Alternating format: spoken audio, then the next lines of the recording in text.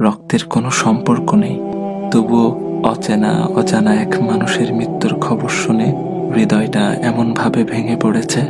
এই ব্যথা কি আগে কখনো অনুভব করেছি? নিজেকেই প্রশ্ন করি। সব সম্পর্ক রক্তে বাঁধা থাকে না। কিছু মানুষ না জেনেই না চিনেই হৃদয়ের সবচেয়ে নরম জায়গায় স্পর্শ করে যায়, আর চলে গেলে রেখে যায় নামহীন এক দীর্ঘ কষ্ট। কেন জানি মনে হচ্ছে এই শোকটা শুধু তার চলে যাওয়ার নয়, এ যেন মানবতার এক নীরব অংশের বিদায়। চেনা ছিল না, কথা হয়নি কখনো, তবু তার অনুপস্থিতি হৃদয়ে গভীর শূন্যতা রেখে গেছে। একটা জিনিস খেয়াল করেছেন? আমার ভাই ওসমান হাদিকে গুলি করা হলো জুমার নামাজের পর, আর তিনি তার রবের ডাকে সাড়া দিয়ে চলে গেলেন জুমার রাতে। আহ, কত সৌভাগ্যের মৃত্যু!